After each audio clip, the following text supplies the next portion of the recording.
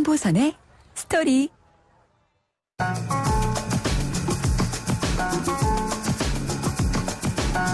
안녕하십니까. 주말 아침을 청취자 여러분과 함께하는 YTN 뉴스 FM 황보선의 스토리입니다.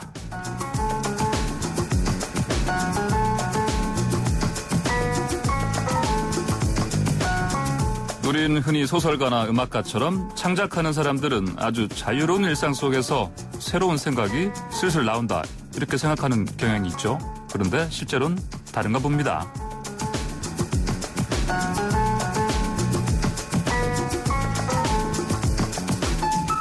대부분의 성공적인 예술가들은 의외로 규칙적인 생활을 했는데요.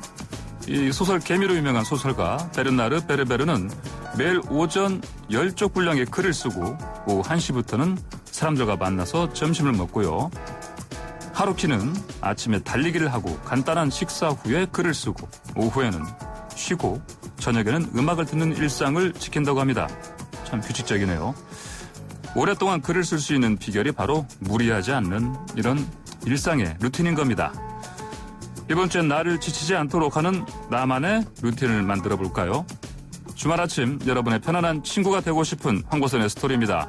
7월 19일 일요일 순서는 선우정아의 봄처녀로 신나게 시작합니다.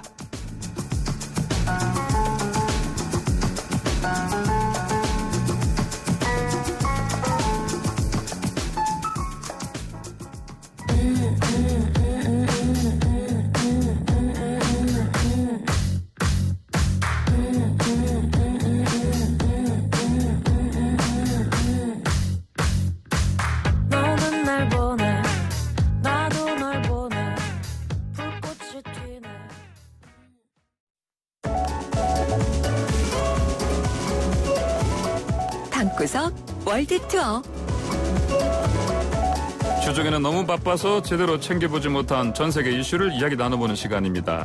방구석 월드투어 특파원인 YTN 국제부의 김상우 선임기자와 함께합니다. 안녕하십니까? 네, 안녕하세요. 오늘은 어떤 주제 가져오셨습니까? 네, 오늘 제목이 약간 그 영화 제목 같아요. 예. 흑막정치의 전설 재등판.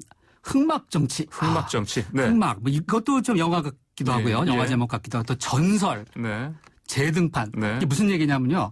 트럼프의 대선 가도에 흑막정치의 일종의 그 대각격인 미국 워싱턴에서 대각격인 사람이 네. 다시 등장할 가능성이 아주 높다. 이런 네. 내용을 중심으로 잡았습니다.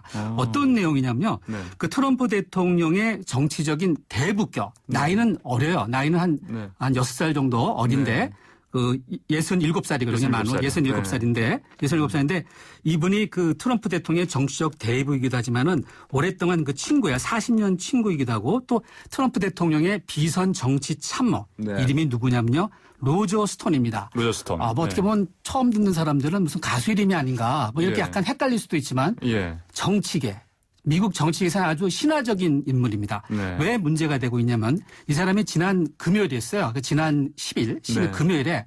금요일에 전격적으로 감형했는데 감형을 받았는데 네. 트럼프 대통령부터 감형을 받는데 사실상 사면 모든 그 자기가 갖고 있는 유죄형 40개월의 징역형을 네. 모두 감형받았어요. 이거에다가 보호감찰 그다음에 벌금 한 3가지를 몽땅 그려서 트럼프 대통령이 전격적으로 자기의 친구, 다들 알고 있는 당신의 정치적 사부, 이 사람을 사면을 했어요. 왜 사면을 했느냐, 이 얘기를 좀 풀어가려고 합니다. 사면을 하다 보니까 당연히 야권이라든지 미국의 언론 또는 그 법조인 이런 쪽에서는 당연히 반발하겠죠. 이것은 반발하는 거는 여야가 막론해서 다 지금 반발하는데도 불구하고 트럼프 대통령이 왜 사면을 했냐, 사실상. 이게 지금 제가 오늘 청취자 여러분께 드리고자 하는 얘기입니다.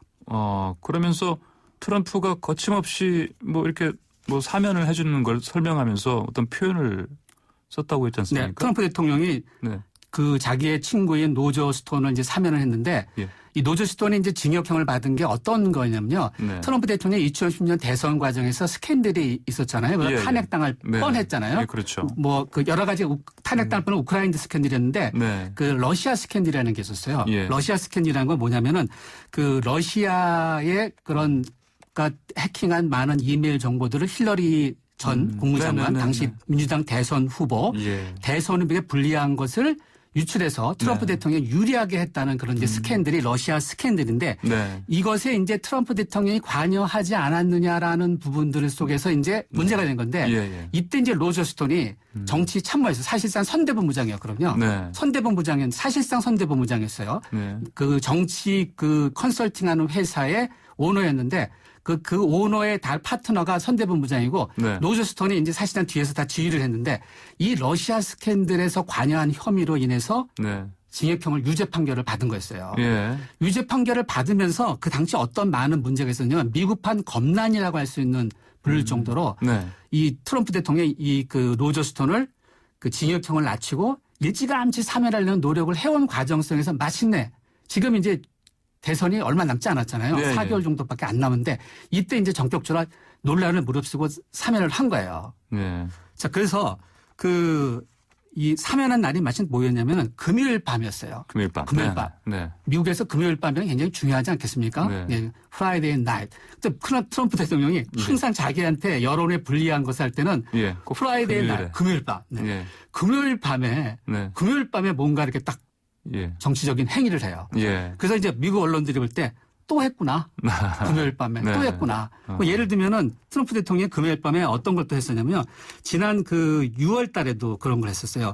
이 당시에 이제 우크라이나 스캔들, 트럼프 대통령이 불리한 스캔들이 세 가지가 있어요. 예. 그러니까 러시아 스캔들, 우크라이나 스캔들은 이제 탄핵 과정에서 했어서 이제 탄핵에서 이제 벗어났죠. 네네. 그다음에 최근에는 이제 그 차이나 스캔들. 네네. 시진핑에게 이제 자기 중국 간의 무역 딜을 네. 하는 과정에서 중국한테 좀 부탁을 했다. 이런 속에서 지금 스캔들이 세 개가 있는 거거든요. 예. 세 개가 있는데 지난 6월에 앞서 설명드린 러시아 스캔들, 네. 러시아 스캔들에서 이 관련된 사람들, 예를 들면은 트럼프 대통령의 그 재산을 관리하는 집사 마이클 코언이라는 사람이 네. 있고요. 예. 또 그 줄리아니 전 뉴욕시장. 네네. 이 사람들이 이제 트럼프 대통령의 그 2010년 대선 과정에서 많이 도왔는데 러시아 스캔들에 연루돼서 이 사람들이 네. 그 뉴욕 남부지검, 네. 연방 남부지검에서 네. 그 수사를 하고 있었는데 이 당시에 남부지검장이 그 제프리 버먼이라는 사람인데 예. 이 사람을 전격적으로 한마디로 날렸어요. 해임. 해임했어요. 네. 왜냐하면 이 뉴욕 남부라는 건 굉장히 네. 큰 중요한 거예요. 월가를 다루는 아주 엘리트들 모여 날려갖고 미국 검사들이 네. 이게 웬 말이냐 그래갖고 검사들이 연판장 비슷한 걸 돌려서 난리가 났던 사건이었어요. 예. 그럼에도 불구하고 트럼프가 굳굳이 해나간 사건인데 네. 이 로저 스톤을 해임을 한 거예요. 금요일 밤에. 예. 여론을 약간 좀 벗어나기 위해서. 예. 그러니까 그래서 언론에서도 이렇게 출시하는 그렇죠. 시간대가 그렇죠. 아니지 않습니까? 사각지대라고 볼 수 그렇죠. 있겠죠? 네. 반면에 이제 트럼프 대통령은 이제 여론의 주목을 받고자 할 때는 네. 프라임 타임. 8시, 9시 때 많이 나오고 예. 요즘에는 잘 안 나지만 코로나19 대책 같은 경우는 아주 맨날 예. 나와갖고 브리핑 하다가 요즘엔 잘 안 나오죠. 예. 네. 그런 식으로 이렇게 항상 여론 플레이를 잘하는데 바로 이 로저 스톤이 바로 이러한 여론의 예. 아주 기재다. 아하. 그래서 이 어떤 생각을 트럼프 대통령도 지난번에 제가 한번 나와서 설명드렸는데 거래의 기준에서 예. 어떠한 시기든지 여론의 주목을 받는 것은 정치인으로서 나쁘지 않다. 이런 악마의 디테일을 능한 네네. 것이 이제 트럼프 대통령인데 바로 이 로저 스톤이 이런 데에 아주 규제라는 거죠. 예. 이게 왜 규제냐면 바로 앞서 설명드린 대로 예. 제가 설명드렸지 않았습니까? 예. 흑막 정치. 네네. 정말 어떻게 보면은 뭐라 그럴까요? 좀 나쁜 정치, 네. 좋지 않은 그런 정치를 해나가는 데 있어서 네. 나름대로 술수, 정치, 공작 이런 거를 하는 네. 그 규제다. 흑막 정치의 전설 주인공은 바로 이 로저 스톤. 그렇죠. 네. 그래서 미국에서는 아주 유명한 네. 또 한편으로는 흑막 정치는 하지만은 네. 노비계의 한 규제라는 거예요. 네. 아, 우리가 보통 레전드란 말을 좋은 사람에다 붙이는 글쎄요. 말인데. 축구 같은 데 많이 쓰는데. 네, 그죠? 네, 그러니까. 자, 네네. 자, 들어보니까 미 정계에서는 이렇게 대단한 인물 같은데 나름 성과가 당연히 있어서 그랬겠죠. 조금 전 언급하신 대로 이 스톤의 법칙이라는 거. 그걸 구체적으로 한번 설명 좀 해주시겠어요? 네. 스톤의 법칙. 네. 그 스톤이 앞서 설명드린 대로 이제 그 킹메이커라고 그랬잖아요. 예, 예. 이제 그 스톤이 인물을 잠깐 설명드리면 그 로저 스톤이 예, 예. 닉슨 때부터 한 40년 동안 계속 미국 정치계에 닉슨 관여하면서 때부터. 네. 대통령 만드는 상당한 역할을 해서 실질적으로 평가를 아주 잘 받았던 인물이에요. 예. 이 사람이 자기가 스스로 인터뷰를 하면서 최근에 요즘에 많이 볼 수 있는 그런 다큐멘터리 같은 예. 넷플릭스 이런 데 있지 않습니까? 거기에 자기가 등장해서 실제로 스톤스 룰, 스톤의 법칙이다 하면서 쭉 자기 인터뷰를 한 것이 있어요. 예, 예, 그걸 제가 이렇게 보면서 예. 정리해보면 이런 거예요. 크게 키워드로 보면 제가 볼 때 한 5가지 키워드인데 뭐냐면 이런 네. 겁니다. 그 철저한 무명보다는 악명이 낫다. 욕을 먹어도 네. 부각되면 좋다. 예. 그러니까 악명, 그다음에 정치는 쇼다. 네. 그러니까 자꾸 드러나야 된다는 거죠. 또 세 번째는 뭐냐면요. 정치는 쟁취하는 거다. 권력을. 예. 그래서 중요한 건 뭐냐면 수단과 방법을 가리지 말고 쟁취해야 된다. 또 하나가 뭐냐면은 자기한테 불리한 것은 무조건 부인하라. 예. 그리고 공격하라. 예. 이 5가지예요. 그럼 요약하면 이런 겁니다. 예. 악명, 예. 쇼, 예. 권력은 쟁취하는 거다, 부정하는 거다, 그리고 공격하는 거다.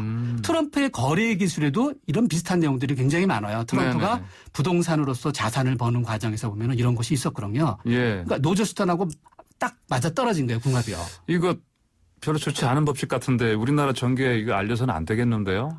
그럼에도 불구하고 네. 잘 살펴보면은 비슷한 것들이 굉장히 많다는 거죠, 정치인들이. 네. 심지어는 이제 그 누구라고 말은 안 하겠지만은 예. 예를 들면은 정치인이 자기가 죽은 부흥 빼놓고는 언론에 많이 나오는 건 좋다. 네. 뭐 이런 얘기들도 굉장히 그 예. 정치부 기자 사이에는 네. 회자되는 얘기들이거든요. 예. 이것이 오늘날 네. 트럼프의 정치다. 음.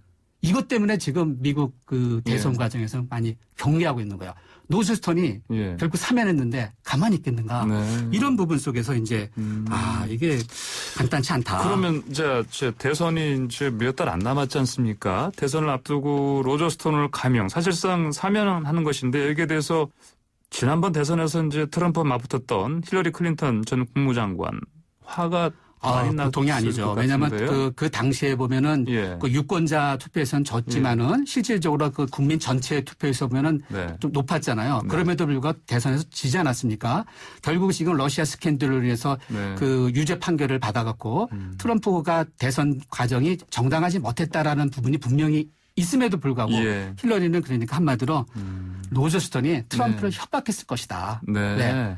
네가 나를 사면 안 하면은 나 네. 불 거야. 예. 약점들을 가지고 약점들을 있습니다. 가지고 불었을 네. 거다. 이렇게 이제 그 언론에 인터뷰를 했고요. 네. 이 트럼프의 이제 아까 말씀드린 그 정치적 대부인 로저 스톤이 사실 예. 개인적으로 이제 언론을 통해서 이런 얘기를 많이 해서 난 감옥에 가고 싶지 않다. 이런 인터뷰를 굉장히 많이 했어요. 그러면 트럼프한테 간접적으로 얘기하는 거겠죠. 네. 거기에는 나머지 이제 그 기본적인 이제 그 민주당이라든지 민주당 같은 데서도 엄청나게 반발했고요. 당연히 그러겠네요. 공화당에서도 그랬어요. 공화당에서도. 그렇죠. 여권 내에서. 예. 뭐 롬니 상원의원이든지 패투미 상원의원 같은 경우도 네. 이거는 말이 안 된다.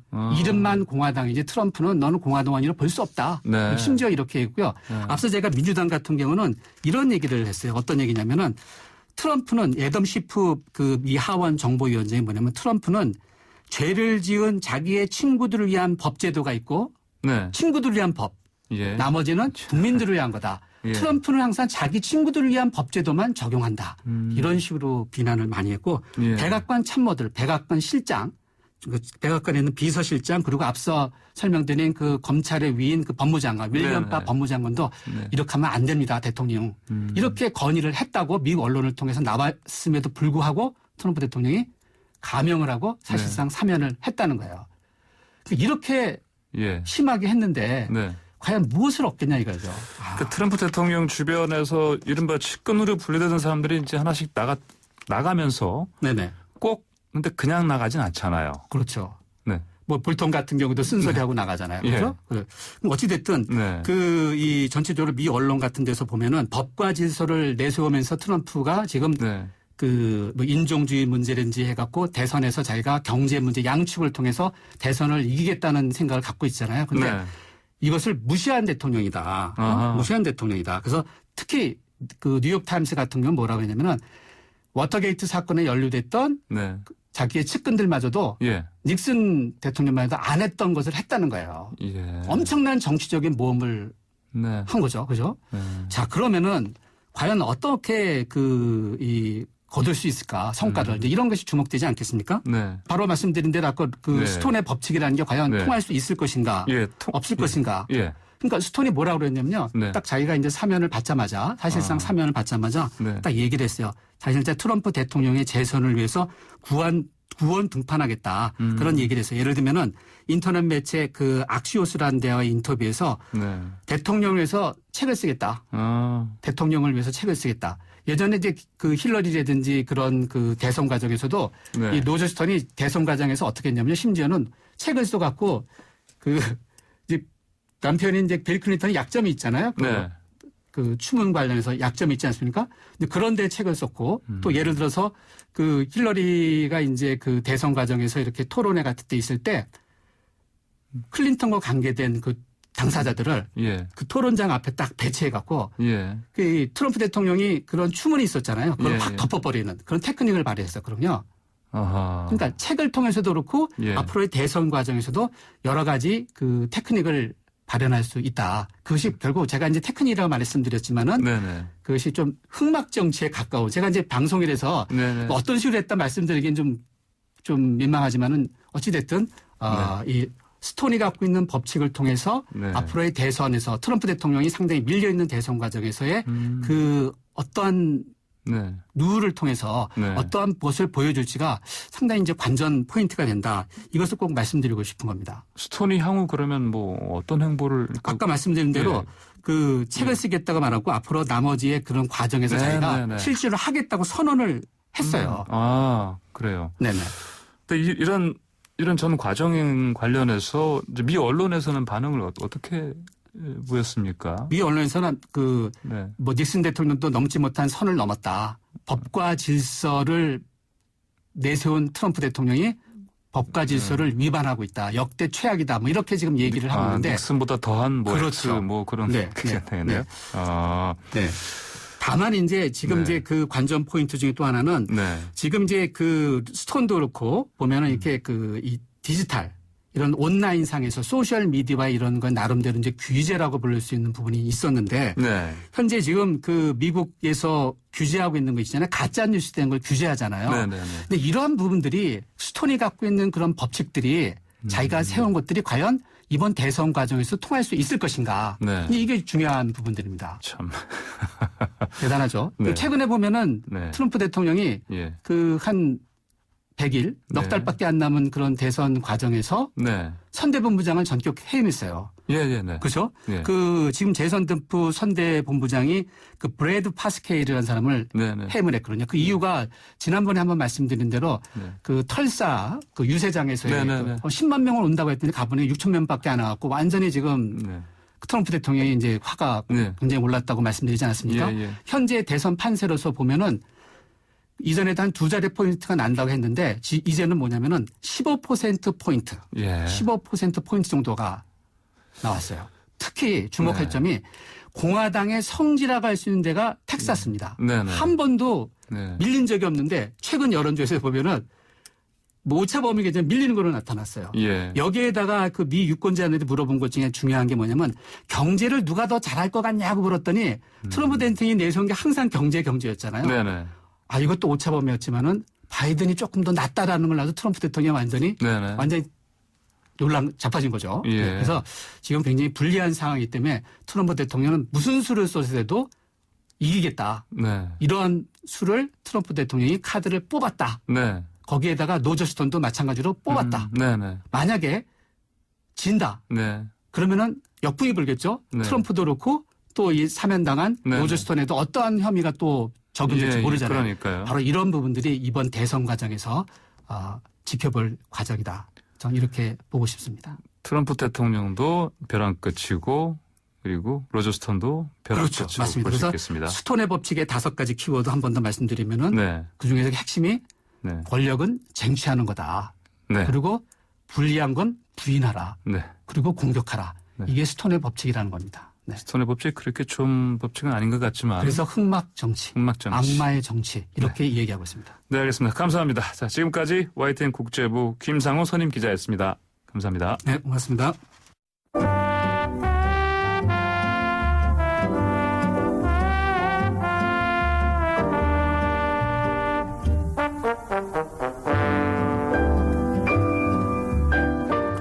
안녕하세요. 월드뮤직과 함께 뉴스 한 꼭지를 들려드리는 송태엽의 월드뮤직 살롱입니다.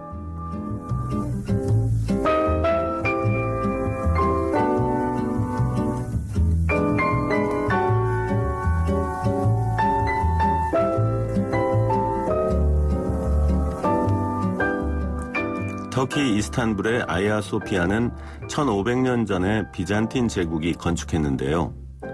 내부에 기둥을 세우지 않고 거대한 돔을 쌓아 올린 건축 기술도 놀랍지만 조형미가 정말 뛰어난 곳이죠. 그런데 터키 행정법원이 지난 10일 현재 박물관으로 사용되고 있는 이 건물을 이슬람 사원으로 복원하라는 취지의 판결을 내렸습니다.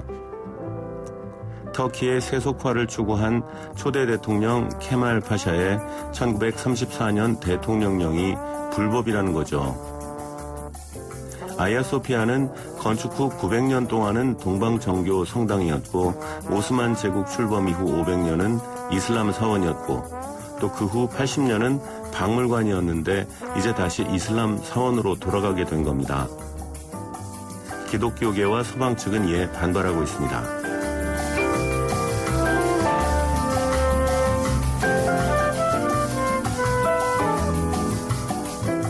터키는 비서구 세계에서도 가장 풍부한 음악적 유산을 가진 나라 중 하나입니다. 동서양에 걸쳐있던 오스만 제국 영토만큼이나 다양한 민속적 전통이 현대 터키의 대중음악에 녹아있다고 하죠. 요즘은 서구 팝의 문법에 많이 따르기도 합니다만 예전 노래에서는 특유의 쿼터톤, 반음을 4개로 쪼갠 음을 말하는데요. 쿼터톤을 들을 수 있어서 흥미롭습니다. 오늘은 미제옌 세나르라는 가수의 노래를 들어보겠는데요. 세나르는 케말의 군사혁명 이후 전통 가곡인 사르키를 대중음악으로 바꾼 최초의 여가수라고 합니다. 우리로 치면 이난영급의 가수라고 할 수 있죠. 팝 가수인 세젠 악수와 함께 부른 미제옌 세나르의 굴세니 후수는 들어보시죠.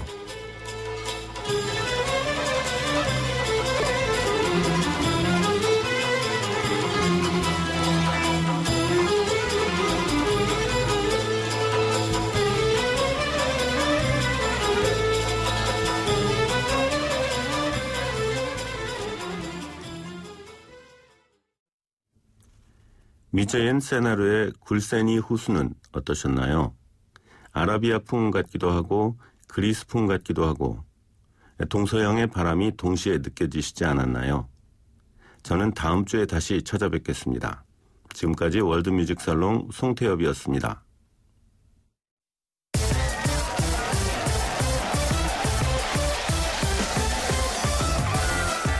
스토리텔링, 스포츠텔링.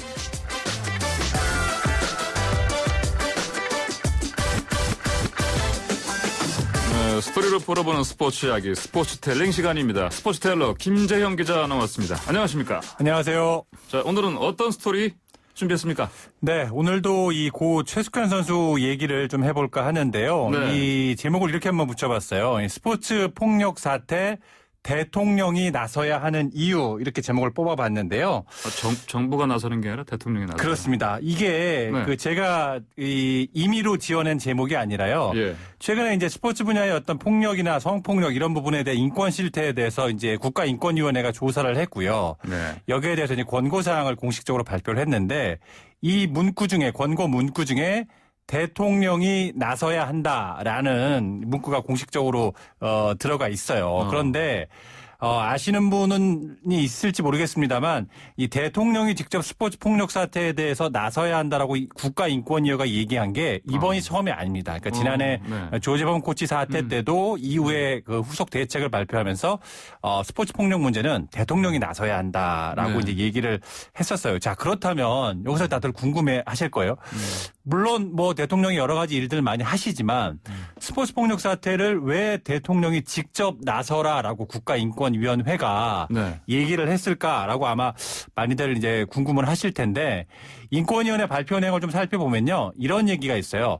대통령이 중심이 돼 인식의 대전환을 통한 체육계의 폭력적 환경과 구조를 변화시켜야 한다라는 이제 얘기가 있거든요. 네. 여기서 방점은 인식의 대전환, 여기에 이제 찍힙니다. 그러니까 인식의 대전환. 이게 무슨 말이냐면 지금까지 이렇게 스포츠 폭력이 반복되는 이유가 제도나 이런 것들이 없어서 반복되는 게 아니라 네. 결국은 인식 자체가 바뀌어야 한다. 그냥 바뀌는 게 아니라 대전환이 필요하다라는 이제 얘기인데 네. 예를 들면 이렇게 한번 제가 설명을 해볼게요. 우리가 지금 코로나19 때문에 많이 이제 힘들어하지 않습니까? 이러면서 이제 뭐 전 세계적으로 마스크를 쓰는 게 이제 하나의 기본적인 에티켓을 넘어 어떻게 보면 의무사항이 지금 되고 있지 않습니까? 법적으로도 강제를 하고 있고. 근데 반면 보면 미국은 이 마스크에 대해 굉장히 조금 부정적이고 회의적이었고 지금까지도 좀 그런 면이 있어요. 이게 왜 그러냐면 기본적으로 미국에서는 마스크에 대한 인식 자체가 환자 또는 범죄자 이런 사람들만이 쓰는 걸로 인식이 돼 있거든요. 네. 이러다 보니까 아무리 연방정부나 뭐 이 중앙정부에서 쓰라고 해도 네. 마스크를 잘 안 쓰는 그런 인식의 문제가 있는 거고 그러니까 제도의 문제가 아니라 그렇죠. 트럼프 대통령도 인식이. 그렇습니다. 인식의 문제거든요. 그러니까 스포츠 폭력도 네. 이게 기본적으로 제도가 없어서 자꾸 반복되는 게 아니라 예. 기본적으로 폭력을 당연시 여기고 그리고 폭력이 발생해도 뭐 그럴 수 있는 거 아니야라는 이런 방관, 묵인 이런 어떤 인식의 문제 때문에 이게 반복이 되고 이거를 근본적으로 해결할 수 있는 건 결국 대통령이 나서서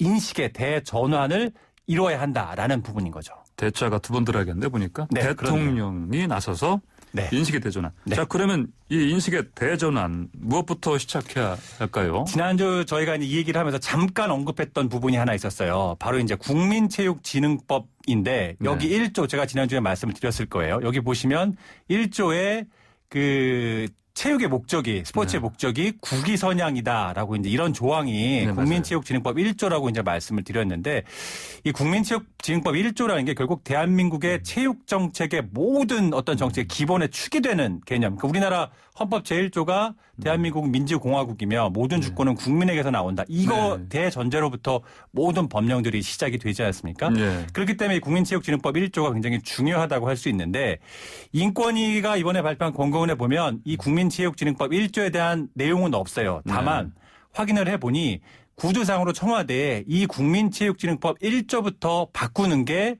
어떤 인식의 대전환의 출발점이다라고 얘기를 했다고 해요. 그러니까 어떻게 보면 이게 뭐 폭행이나 뭐 때려서라도 성적만 좋으면 괜찮다라는 성적 지상주의의 바로 뿌리가 네. 이 국민체육진흥법 1조라고 이제 국가인권위원회는 보고 있는 거죠. 예. 그러니까 저도 개인적으로 이 국가인권위의 의견에 전적으로 동의를 하는데요.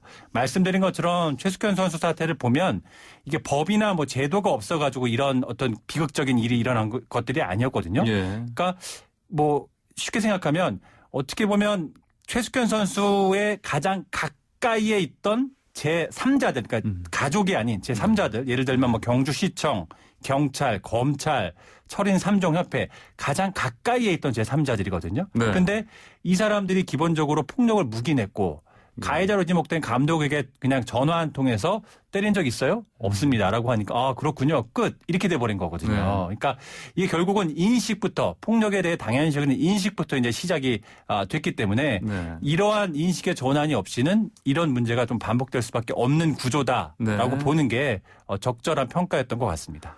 국위라는 말, 이 선양이라는 말 들어간 걸 보면 이게 사실 국민체육진흥법 1조 이게 제정됐을 법한 시대가 좀 추측이 돼 있습니다. 짐작은 됩니다. 네, 언제였습니까? 정확히 이 법이 제정이 된 건 1962년 박정희 네. 정권이었죠. 이때 제정이 됐고요.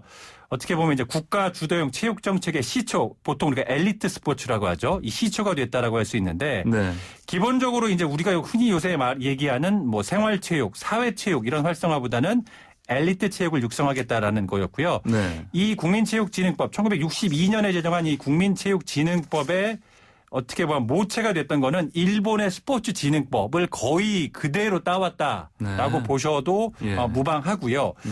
다만 이게 이때 뭐 지금 추측하셨던 것처럼 시대적 배경이 있는데 이때가 이제 남북한이 뭐 경제 분야 또 스포츠 분야에서 서로 굉장히 치열했던 그때만 해도 남한과 북한의 어떤 경제적 차이나 이런 것들이 지금처럼 크게 벌어지지 않은 때 오히려 북한이 좀 앞선 분야도 있고 이런 상황이었거든요. 그러니까 그만큼 경쟁이 치열했던 분야였는데 이러다 보니까 이제 북한에는 스포츠 질 수 없다라는 이런 목표하에 이런 국가 주도형 엘리트 스포츠가 조금 어떤 법적으로 이 법령으로 제정이 됐다라고 볼 수 있을 것 같고요. 네. 우리가 지금 계속 얘기했던 이 국위선양 문구가 처음부터 포함됐던 건 아니에요. 이 문구가 포함됐던 거는 그 다음 군부 정권이었던 1983년 전두환 정권 시절이었죠. 1983년 어떤 시기였나요? 네.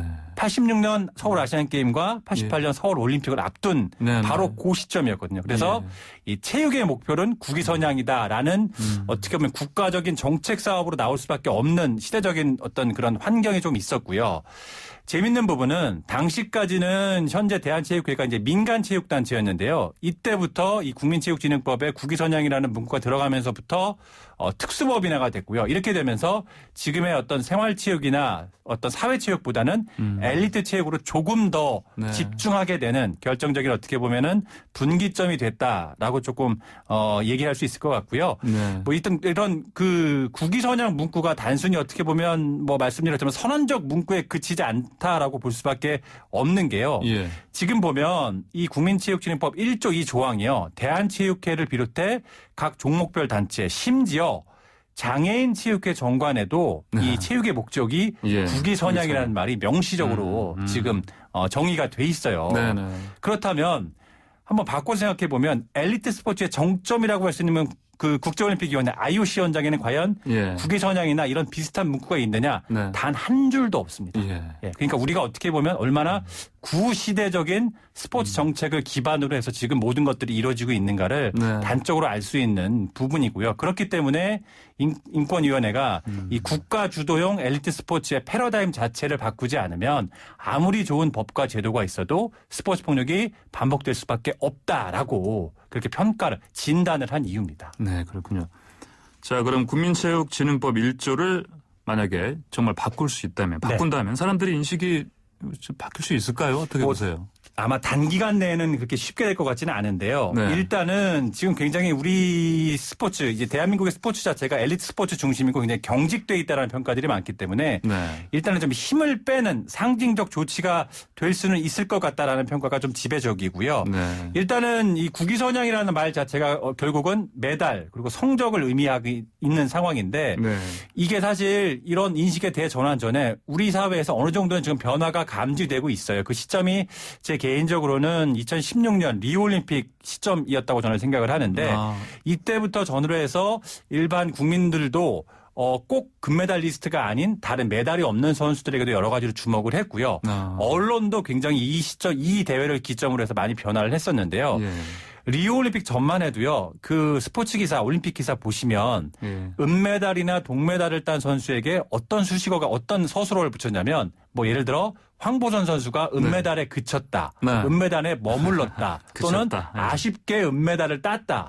뭐 이런 수식어가 붙었어요. 그렇죠. 2위도 굉장히 잘한 거잖아요. 항상 그랬죠. 그러니까 이게 어떻게 보면 우리 사회가 언론을 포함해서 이 엘리트 스포츠를 바라보는 시각을 단적으로 표현했던 상징했던 부분이 아닌가 싶은데 리우올림픽을 기점으로 해서 이런 표현들이 굉장히 지금 많이 사라졌고요. 일반 국민들의 의식도 굉장히 지금 많이 그런 바뀌어가는 그런 상황이기 때문에 어떻게 보면 지금 이런 분위기에서 더더욱 이런 좀 안 좋은 일이 또 발생을 했고요. 그렇기 때문에 어떤 국위선양을 강조하는 이런 국민체육진흥법 1조는 반드시 바꿔야 하지 않을까 생각을 해봅니다. 아, 그렇군요. 자, 이런 비극이 발생할 때 그 나오는 대책 가운데 하나가 공부하는 운동선수인데 이게 어떤 의미로 봐야 되는 거예요? 그러니까 이게 여러 가지 의미가 있는데 일단은 이렇게 설명을 드릴 수 있을 것 같아요. 만약에 말이에요. 그 극단적인 선택을 한 최숙현 선수가 이 철인 3종 그 운동 말고 다른 걸 할 수 있는 상황이었다면 그럴 만한 어떤 여건이 됐다면 과연 그런 극단적인 선택을 했을까라는 이제 어떤 그 질문부터 이렇게 시작을 해야 되는데요. 결국 엘리트 스포츠는 보통은 일반적으로는 이제 중학교쯤 되면 선택을 해야 돼요. 그러니까 내가 엘리트 스포츠로 갈지 아니면 그냥 공부해서 대학을 갈지 결정을 해야 되거든요. 운동하는 선수들은. 양단간에. 그렇습니다. 그러니까 중학교 때부터 대부분 선택을 하게 되는데 자, 내가 엘리트 스포츠로 해야겠다, 운동을 해야겠다라고 결심을 하는 순간부터는 올림픽 메달이 목표가 되게 돼요. 아니면 올림픽에 메달이 가능성이 없으면 전국체전 입상. 이게 이제 어떻게 보면 삶의 목표가 되는데 운동만 그때부터 사실상 운동 기계처럼 길러지기 때문에 20대 이후에 운동을 관둘 경우 할 일이 그렇게 많지가 않아요. 할 수 있는 일들이. 그러니까 최숙현 선수도 2018년에 이제 폭력이나 이런 거에 이제 결국 참지 못하고 1년 정도 운동을 그만뒀거든요. 그때 여러 가지 뭐 아르바이트도 했다고 해요. 대부분의 운동선수들이 비슷한 경로를 겪습니다. 하지만 일반적인 이런 어떤 비정규직 또는 아르바이트 이외에 어떤 다른 일들을 할 수 있는 여건 자체가 그렇게 많지 않아요. 그러다 보니까 중학교나 고등학교 때 좀 공부도 병행을 해서 네. 운동을 관두더라도 사회 각 다양한 분야로 좀 나갈 수 있는 최소한의 여건을 마련해 주자라는 이제 취지가 바로 이제 운동하는 공부하는 운동선수가 예. 나오는 이제 배경이 되는 거고요. 또 한 가지 보면 운동선수들이 운동을 잘한다 해도 지도자가 되잖아요. 네. 근데 지도자가 돼도 연봉이나 이런 근로조건 자체가 처우 자체가 굉장히 열악합니다. 그리고 모르시는 분들이 아마 많을 텐데 대부분의 프로 선수가 아닌 실업 운동선수들은 지도자도 마찬가지고 1년 단위로 계약을 해요. 그러니까 1년 단위로 계약하기 때문에 그 해에 성적이 안 좋으면 그 다음에 계약을 안 할 수도 있는 거죠. 이러다 보니까 성적에 연연해 할 수밖에 없고 뭐 때려서라도 성적이 나오게끔 만들 수밖에 없는 이런 구조인 거죠. 이러다 보니까 이거의 구조적인 이런 병폐들을 어떻게 극복할 수 있을까라고 했을 때 공부하는 어떤 운동선수를 키워서 운동을 그만뒀을 때 다른 어떤 직업을 선택할 수 있는 최소한의 여건을 마련해 주자라는 취지거든요. 이 부분은 반드시 필요한 부분이라고 생각이 듭니다. 아, 정말 어려운 문제 같아요. 네, 그러니까 이게 스포츠 폭력 문제가 단순히 그냥 때리지 마, 처벌하자 이게 아니라요. 굉장히 뭐 교육, 그다음에 뭐 취업, 우리 사회 뭐 여러 가지 면과 복합적으로 얽혀 있는 문제이기 때문에 그렇게 딱 떼서 단순하게 생각할 그럴 문제는 아닙니다, 사실. 그러니까 부모들도 사실은 운동선수를 이제 둔 부모들도 보면 그런 사실을 아름아름 어떤 그런 식으로 폭력이 자행되고 맞습니다. 그런 걸 알고 있으면서도 맞습니다. 참는 이유가 사실 또 이게 좀 운동을 갑자기 그만두게 되면 자기 자녀가 결국은 이제 갈 곳이 없어져 버리는 맞습니다. 미래를 알기 때문에 또 정말 꼭 참는 것 사실 그러니까 선수들이 맞으면서도 참고 운동을 하는 건 본인의 어떤 성공에 대한 어떤 열망도 있겠습니다만 기본적으로 여기서 나가면 갈 곳이 없는 거예요. 그러니까 그냥 버티는 거죠. 알겠습니다. 다음 주에 최숙현 선수 청문회 국회에서 열리죠? 그렇습니다. 22일 이제 국회에서 열리게 되는데요. 가해자로 지목된 3인방을 포함해서 관련자들이 대거 이제 증인으로 채택이 됐고요. 뭐 그 팀 닥터로 불렸던 운동 처방사 이분은 이 사람은 이미 이제 구속이 된 상황이고요. 현재까지 계속 감독과 주장은 폭행, 폭언 모두 지금 부인하고 있는 상황이기 때문에 청문회를 통해 실체적인 진실이 더 드러날지 좀 지켜봐야 할 것 같고요. 좀 당부드리고 싶은 한마디는 이번에 좀 용기를 내서 이 폭행이나 폭언을 증언했던 선수들이 앞으로 불이익을 받지 않도록 그런 제도적인 뒷받침, 감시 이런 부분들도 좀 필요하지 않을까 생각을 해봅니다. 그러니까 지금 우리가 우리가 지금 요즘 서울시장 맞습니다. 죽음 관련해서 사실은 그런 2차 피해라는 말이 맞습니다. 많이 지금 돌고 있는데 이 선수들도 사실은 또 추가적인 그런 이제 피해를 당하지 않도록 두 사건이 어떻게 보면 공통적인 말씀하신 그런 부분이에요. 그러니까 뭔가 용기를 내서 피해 사실을 얘기했을 때 그거에 대해 불이익으로 돌아오는 거죠. 본인의 어떤 생존권이나 직업이나 이런 거에서 불이익을 당할 수 있는 부분이 굉장히 많이 있기 때문에 이번에 그런 것들이 다시 재발된다면 앞으로 비슷한 사태가 발생했을 때 선수들은 절대로 본인이 어떤 피해를 봤다고 얘기하지 않을 겁니다. 그러니까 공통분모가 그런 부분에서 있는 것 같습니다. 얼마 전에 대통령 국회 개원 그 연설이 있었는데 그때도 이런 부분이 좀 들어가줬었으면 좋았을 법한데 개인적으로 저는 그 국회에서 그래서 굉장히 관심 있게 좀 지켜봤는데 그런 부분이 좀 없어서 개인적으로 조금 아쉽긴 했습니다. 그러니까 사실 굉장히 이것도 큰 사회적인 이슈인데 요즘 아직까지도 계속 진행되고 있는. 네, FM 94.5MHz YTN 뉴스 FM 황보선의 스토리 김재영 스포텔러와 함께하고 있습니다. 잠시 전하는 말씀 듣고 오겠습니다. 네, 김재영 스포츠텔러. 자, 오늘의 한 줄평 갖고 나왔습니까?